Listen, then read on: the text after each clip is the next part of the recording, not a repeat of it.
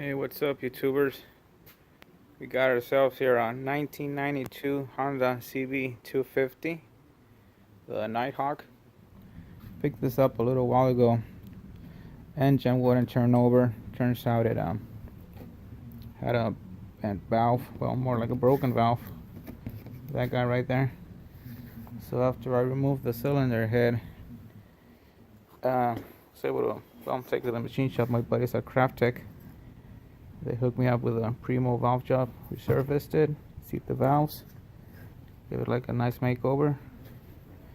Now we're gonna put this bad boy on there, see what happens. Okay, so I couldn't remove the cylinder head because of the studs, head bolt studs.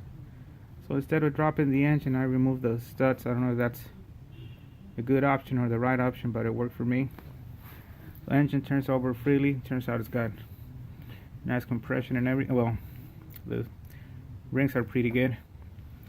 So right now we took our cover plate here, made sure it's in top dead center.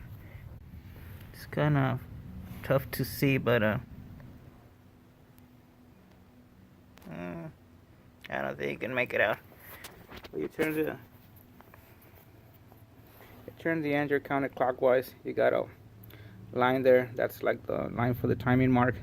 Second line, that would be your top dead center mark. So we got it on top dead center right now, and we're about to install the head. Okay, so we got the head on.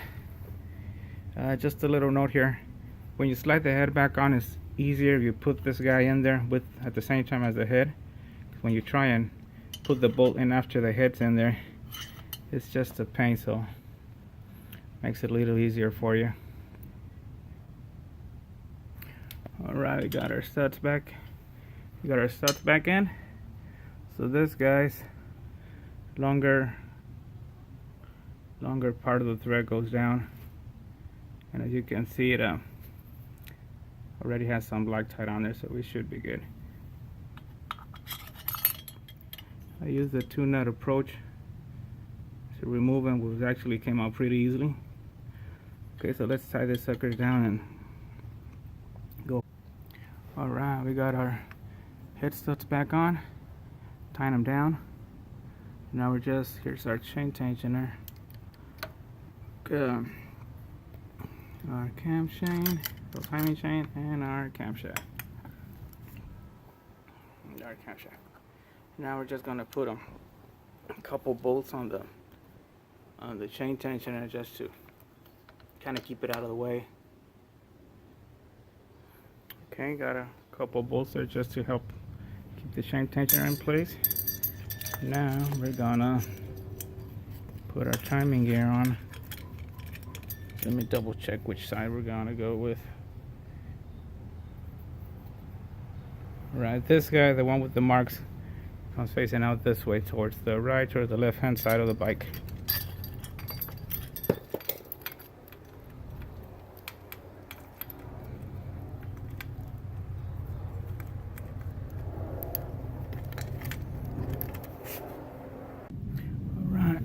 Alright, so we got the camshaft timing chain on.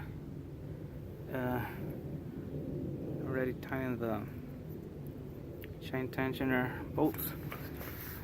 So we got it on top of that center of the crankshaft and the camshaft. I don't know if you can make that out, but okay.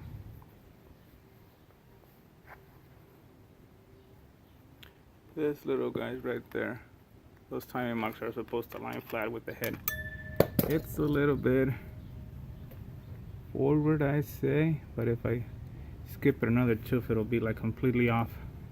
We're gonna leave it like that and see what it does. Now we're gonna put my rocker arms on, torque them down, and continue.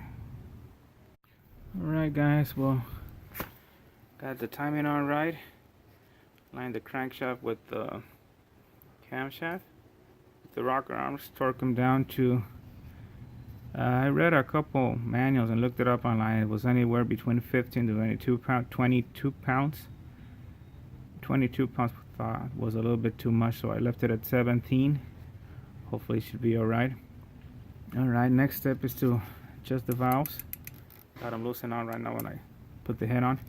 Adjust the valves. Valve cover back on. Put the exhaust. And let's see. Hopefully we'll get it running.